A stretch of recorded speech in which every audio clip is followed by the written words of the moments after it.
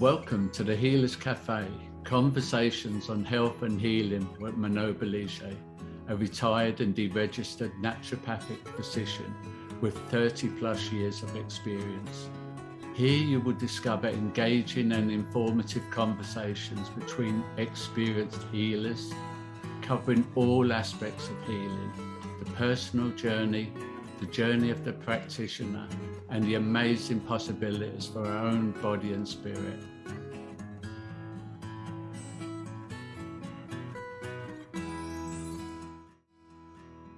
So welcome to the Healers Café. And today I have with me Lucinda Sykes, and she is a retired medical doctor, now practicing non-medical wellness coaching as a sleep coach for women 50 plus. And she's also active online through Joyful After 50 and outreach for her Toronto clinic meditation for health. And well, I want to know what happened, because it looks like April 2020, you couldn't do any further in teaching meditation.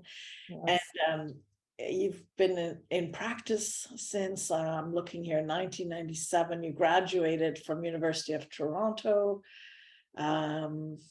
Well, I graduated way back in 77. Well, I was going to say that is not possible. Quick. Oh, from psychotherapy after doing medicine. I see. Yeah.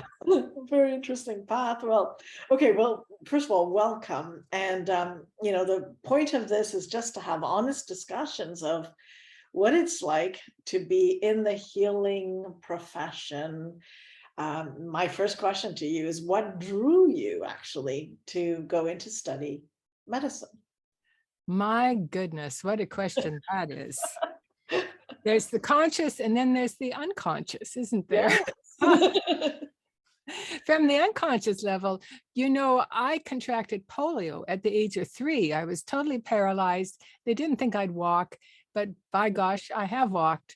But I think that gave me an unconscious impetus to return to the hospital, as I was there for 3 months as a child, and you know, to study medicine.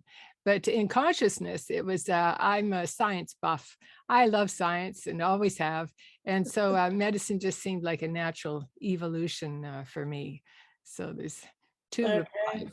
Yes. Yeah. No, well, and you know, often there is, right? There's the personal component, and then sort of what is your nature or your interests, you know, if you're living your passion, right? So you've been then in medicine, I got to do my math, 72. 77 was when I graduated. 77, so UT here. Yeah, Toronto. Yeah. Yeah, so that's many years in practice. It is. Yeah, and what have you learned over the years about, I think specifically the doctor-patient relationship, and how has it changed in your view over this time? Well, I would offer that archetypally, it hasn't changed a bit. You know, the shamanic relationship with the healer, that is the foundation even of the most scientifically based medicine. It's to be in the room with the other person who is devoted to your well-being, who is wanting to call up the spirits, even if they be the scientific spirits of the modern age, in your service. And so that really is the foundation of healing in my estimation. But these days, it's pretty awkward to call that up as a physician. For one thing, there's always the third party in the consultation room now. That third party is some form of government intervention, really, whether it's your regulatory body or it's the funding agency. There's always a third party standing between the patient and the doctor and the healer. And I must say, I think that my younger colleagues don't quite recognize how serious a problem it is. But you know, maybe that's what it is. You get older and you think, well, in my day. But I am concerned that physicians now are becoming more technicians, and they are simply applying the accepted treatment to the the diagnosed problem. And a lot of the skill and indeed the art has been undermined. Well, when you take away the art piece, which is the ability to perceive outside of the box, Yes. which is also the clue to how to heal that person. Yes, you know? absolutely. Well, I see that in your work, Manon, for Yeah. sure. For sure. And now that I'm in the world of coaching, it's quite inspiring to me now, because as a coach, one is not diagnosing and one is not treating, but rather you are serving another human being who wants to get somewhere. Right. And take them in their unique self rather than categorizing them in diagnostic labels and treating them in the accepted manner. And it's very exciting to work with, in some ways, similar problems, but from this different perspective. And so you've been doing that since, and focusing more on sleep problems, right? Yes, yes. Yeah, I had to end my in-person teaching at Meditation for Health back when COVID came into Toronto. I was right in the middle of teaching one of my groups. I remember I was at week 3 of the 8-week MBSR program, and I had to stop right in my tracks there, and never returned. Actually, it was quite sudden. So I did. I had a number of outreach programs at the clinic already. One was for women over 50. And so I continued that and just put it on to Zoom. And but I also had an outreach regarding sleep. So they sort of naturally shifted onto Zoom. And then I went from there into, I guess you would call it an online presence. But my dear Meditation for Health, her doors are shut. The lease is gone, the doors are shut, but I have my my good friend, my colleague, the administrator of Meditation for Health. She and I are still a dynamic duo, and we put out a newsletter, and we do hold programs for our ladies, because now I've narrowed my focus, as you pointed out, to women over 50. And how is that experience for you? Like, it's a different experience, but what are you missing from practice, and what are you receiving here that you didn't expect? Well, maybe it was time, because I had been teaching mindfulness as a physician since 1997. That's when I established Meditation for Health as its clinic here in Toronto. And so I had been teaching MBSR, mindfulness-based stress reduction, to two groups, patients who were all referred by other physicians, teaching stress reduction methodically year after year, and it had become decade after decade. And it hadn't occurred to me to stop, but COVID came and stopped me. And, I'm so fortunate. I'm still a healthy woman, and I have lots of energy, and I really love the profession. And so COVID came and just kind of nudged me into a different lane. And what attracted you to the sleep issues, or why that? Oh, what a good question that is. Well, I have a background in the psychology of Carl Jung. And in fact, I analyzed for 10 years with the great Marion Woodman and Fraser Boa. So fortunate. And then I went to Zurich and studied at the Jung Institute. And so dreams are very important to me. And so I've had that training and background. And then, as well as a mindfulness teacher, well, by gosh, the research would confirm that MBSR is a very effective modality to help people sleep. And so I had been seeing it right from the very first group I taught. Patients came up to me and said, "Lucinda, I'm sleeping so much better." And that surprised me, because I hadn't yet cottoned to that fact that mindfulness and MBSR in particular could really help them sleep. Can you share a little bit MBSR, just for people who don't know? Sure. Yeah, MBSR was a program developed by the great scientist and clinician John Kabat-Zinn and his colleagues down at the University of Massachusetts. And he developed that in the late 80s. First paper he published was 1991. And it was, he and his colleagues had adapted the ancient practice of mindfulness to the needs of modern hospital patients who were suffering from chronic pain. So that's where he began his work, was bringing mindfulness to people with chronic pain, and then he expanded to anxiety. And fortunately for us all, John is a very fine scientist. So he conducted studies, published them, and so this the fact that mindfulness had therapeutic power came into even mainstream medicine. And that's where I heard about it, up here in Toronto, and then went down and trained away. So that mindfulness-based stress reduction, it's called. Mm-hmm. And essentially, like, what how does it work? Like, it's like you consciously do something, but it works on your subconscious, or what? Can you explain it in layman? Well, yes.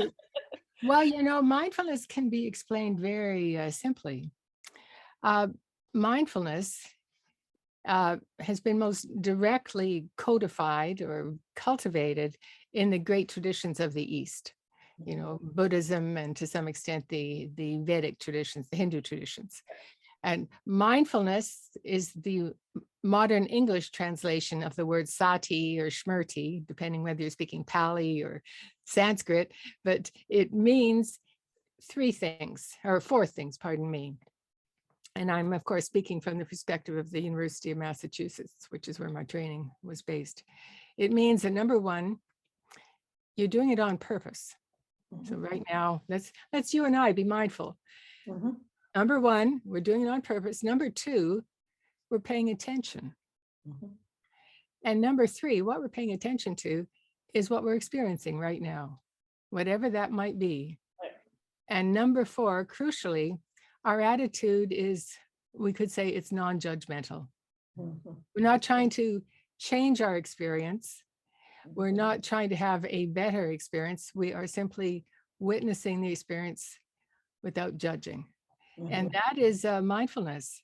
And oddly, some would say we are born into mindfulness, although it's not something that children do on purpose. Right. Yeah. And I you just remind me of the non-judgment of it. It's that learner's open mind. It's what is, whatever it is. Just noticing what is, like Byron Katie, you know, she's loving what is, but you can take the love out, but take the love out. Take the love out. That's too ambitious.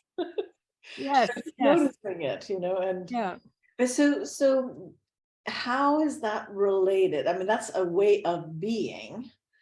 It's a way of interrelating with another person or with the environment, with everything. How is it related with the sleep? Is it because one practices this that life is perceived differently and therefore sleep it is easier, or is there a practice for sleep that makes it work? Well, the Jungian in me would offer that perhaps another word for mindfulness is consciousness. Being aware of what's happening right now. And we're not surprised as human beings to acknowledge that consciousness is tremendously powerful. To know something, to know it deeply, we have power. And oddly, it has agency too. When we know things deeply, often they transform just under the power of our consciousness.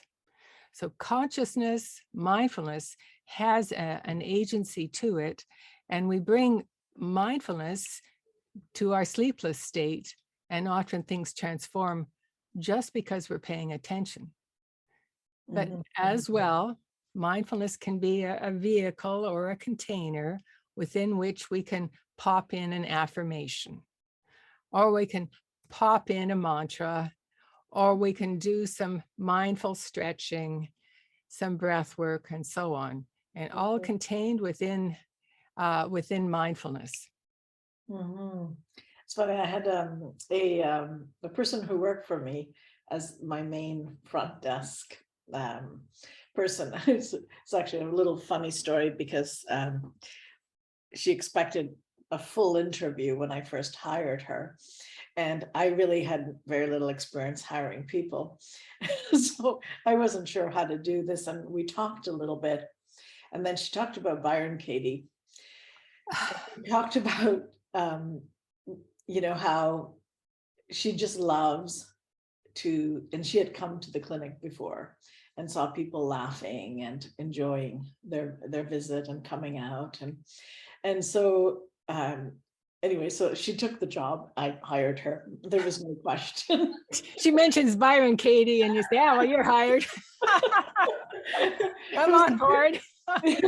No, but some people that they hold the space and you just know they've done the work anyway. But she had a very severe sleep problem that didn't worry her, which I found to be interesting. And she taught me that for 10 years, she just observed that she wasn't sleeping. Yes. And then it stopped. Yes. Yeah, it was like, and I thought, wow, brilliant. Yeah, it's often what's really disturbing us in our sleeplessness is not the sleepless state itself, but rather the story we are making about the sleepless state. Of what it means. Yes. Yes. Manon Bolliger here, and I want to thank you for taking actionable steps towards engaging your healing journey and helping others discover their path by watching, sharing, subscribing, and reviewing these podcasts. Every review and share helps spread the word, these different perspectives and choices and options for healing. And to thank you, I'd like to invite you to sign up to my free 7-sequence email tips on health and healing for everyday life. You can go to healerscafe.com tips. Thanks so much. Or what if I don't get, I don't know if you're familiar with homeopathic medicine, but it was one of the things I practiced. And there's dream analysis is a big part of it. We don't analyze it, as in we have no judgment about it, but we know what shows up in different of these portraits of people. So they have different desires in sleeping, different positions, and different dreams, right? So what was I saying about homeopathy? Why was I bringing this up? I'm sorry, I just went on a track here. Well, I'm interested in homeopathy. We can just well, good, but except I'd love to know my story. I appear to have lost it in this moment for some reason. Well, I brought it up because what we were saying just before that, it was the sleeplessness, I was remarking on the story that we often story people say, oh yes, that's what it is. Thank you. And the stories are also something that are looked at very much in analyzing, what is the best fit remedy. So some people say, if I don't get my 7.5 or my 8.5 hours sleep, I can't function. Or the more they worry about not getting their sleep, the worse they are. That is very true. Yes. Yeah, it's interesting. And they're all different states that we are able to tap into, or that we come across, because of our, and it's one of the challenges in teaching mindfulness, Manon, is that people come to a mindfulness program with an agenda. Right. They are there for a reason. And I, as the teacher, at that point, I was myself as the physician, I had an agenda too. I wanted to get results. I wanted everybody in the room to leave feeling better. So we all had an agenda, but what we were doing was practicing mindfulness in which there is no agenda. Right. Right. There is no judging, there is no goal, there's simply the witness. So this was always a point of tension in teaching MBSR all those years. And I had to use the word paradox repeatedly. In fact, the first session of every group, I would point to that paradox because there's no way around it. No. Yeah. It's like the elephant in the room. Yes, that we are wanting results, and yet we're just sitting by the fire waiting for them to show up. Right. Yeah. Interesting. But What that's else? there in sleep coaching, you see. Yeah. It's there in sleep coaching. Yeah. Because if you're encouraging people to effort and try to get themselves to fall asleep, then you are actually disturbing the whole process. And also much of the techniques, counting sheep and all of this. Yes. What is your thought on that? Well, I take each woman as she is, you see. That's great. I don't need to diagnose any longer. So Right. I get to just take the unique person who is in front of me. And some women are best served maybe by a focused meditation, and others are served by getting out of bed and doing some knitting. Yes, you just work with the woman as she is. Maybe there's some of that in homeopathy too. Of course. You listen. Yeah. And I think that is probably, looking back at practice. I mean, I'm looking back at my practice also, since I explained to you that I'm no longer in practice as well. And it's that the intervention or intervening of what you mentioned, like a third party. Yes. And I think that comes up even if you're not in a hospital setting, you're in a clinic setting. Everything from all the things you must ask now, Yes. which it wouldn't be natural in the flow of a trusting relationship. Yes. There's a lot that changes the ability for real connection to take place. And even the diagnostic label. It completely. It's coming from outside. It's not there in your relationship with them. Exactly. And that's, I'm sure you were doing the same, but it's like unteaching. I say, well, just bear with me. I know you got this diagnosis, and you're very clear that you don't want to take the appropriate solution, which is usually a drug solution to the problem. You want to look at it differently. So let's drop the diagnosis. Yes. This is how I'm working in sleep coaching. Yeah. And that's it. So you're asking, so what is it you're actually experiencing? Yes, Manon. I've started to immerse myself in some of the literature of the sociology of medicine and looking at the medicalization of everyday life. Yes. Stress is now something that gets diagnosed and treated medically. And it's a false intervention. I agree. I agree. Now, what about with this, I don't know whether to add the L in it or not, but the last 2 years of this pandemic, and a lot of people in fear, Yes. Do you have thoughts on that? The fear. Yeah, the fear, or I'm assuming that it's going to affect some people in their sleep. Yes. Well, see, I have maybe it's an advantage because of all my Jungian training, my background, is I'm listening for the unconscious. Right. Because fear is primarily coming from the unconscious. Sure, we can know that tax time is coming and we wonder, gosh, where am I going to get the money from? And so that's a kind of conscious source of fear. But then there might even be an upwelling of, remembering what happened to mom and dad when they couldn't pay their taxes. And that's coming up from the unconscious. Yeah. So I find in the sleep coaching relationship, a lot of my task is to hold the container so that the non-conscious side gets to express itself too. And it can express itself, as you mentioned, as fear. Yeah.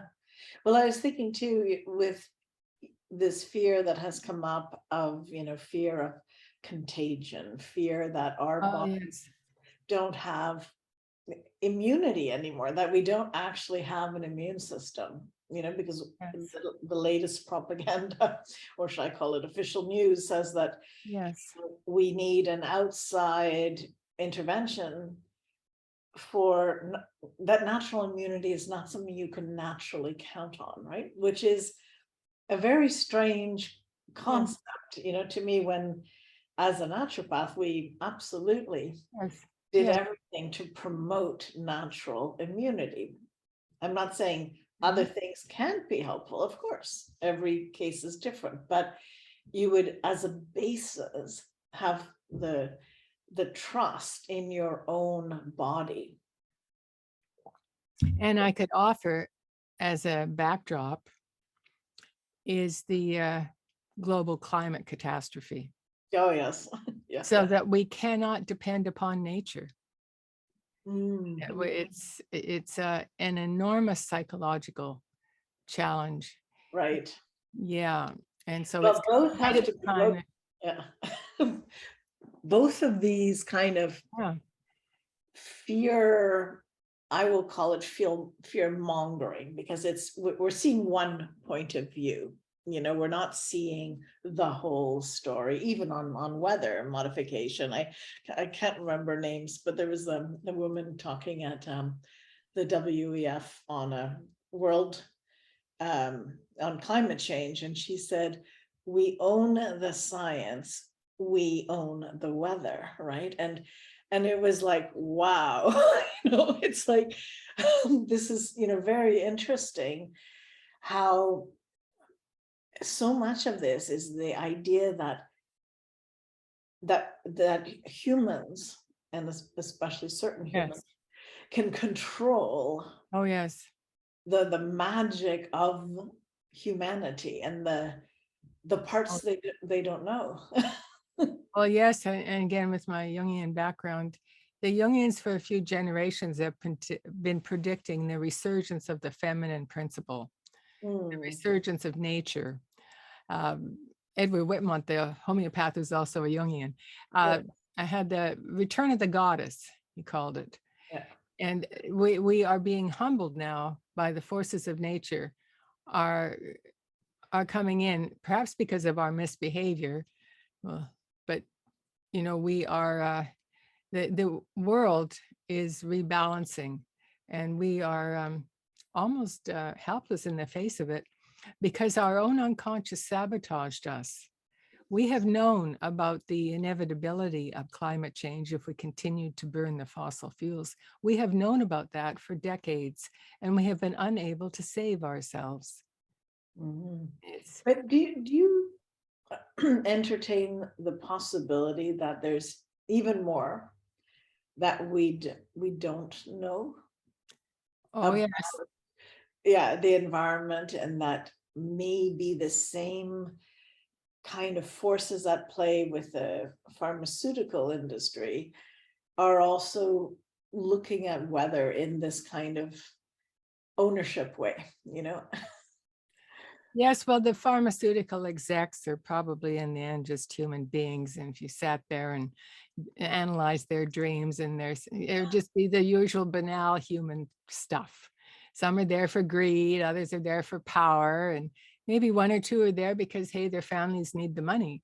It's all, but I agree, there's diabolical forces acting through them. That's a concept I totally did not. I only started entertaining that in this last year. It's the first time I've ever, I've always looked at it like, we're all we're all human. We all have a history. We all have an unconscious record playing, you know, and we're all at different levels of consciousness and the ability to deal with stuff that happens. And that goes up and down too. Exactly. And it changes, and a new trigger, and then we thought we were coming. Back to the beginning. Yeah. But to see, like, you know, the word diabolical, it's like, wow, this is really something I had not, I didn't have room for it in my thinking. Yeah, I see it as the shadow side of humankind. Dark forces that have been, you know, we haven't been conscious of them. And we've brought this upon ourselves because, you know, the climate scientists have been predicting it for a few decades. We knew, and we have remained passive in the face of it. It's an enormous topic, and and it's our own unconscious has done this to us. Have you noticed recently there was I was at NASA had mounted some space endeavor to nudge an asteroid out of its orbit, right?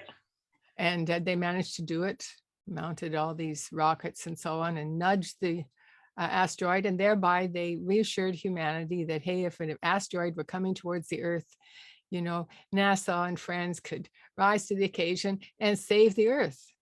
And I'm watching this. It's a kind of, you know, well, I won't say what it is, but in the meantime, we know that the asteroid of climate change has been coming towards us for decades. And we've done virtually nothing. It'll be interesting to see how it all plays out. But it's a great, well, it's there in the unconscious of our patients, you see. Yeah. But they're exciting times, though they're difficult, because a lot of people are questioning a lot of things, which I think many things were taken for granted, you know, including Earth, of course, and our relationship to nature, and our relationship to ourselves, and our relationship to others, and you know, all of that has there's a real chance here, I think, in people questioning what they may not have questioned, you know, even thinking that the government was going to do good. And maybe it's like, ultimately we're responsible for that. You know, we have to take that in our own hands. You can't, you know, it's not about not trusting, but it's about verifying all things, and taking that radical self-responsibility for the choices one makes. Yes, it's quite exhausting, isn't it? Completely. If you see it like that.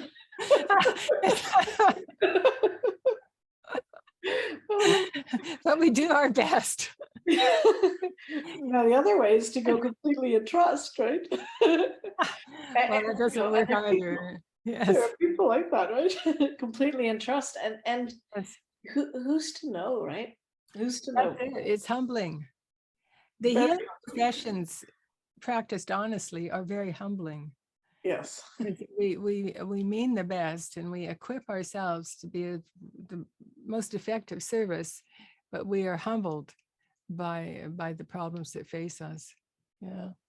Well, our time for conversations about life and practice has come to an end, but did you have any last comments to make? Or I know we'll put how people can reach you and all that, but any last insight you want to share? No, I've really enjoyed our conversation, and as we were saying before our formal interview began, I think there's a lot of alignment between our viewpoints. We come from slightly different areas of the ballpark, but we're meeting right in the diamond here. And I feel the same. Yeah. So I'm very glad to have met with you today, Manon. Well, thanks very much, Lucinda. Thank you for joining us at the Healers Café with Manon Bolliger. Continue your healing journey by visiting thehealerscafe.com and her website, and discover how to listen to your body and reboot for optimal health.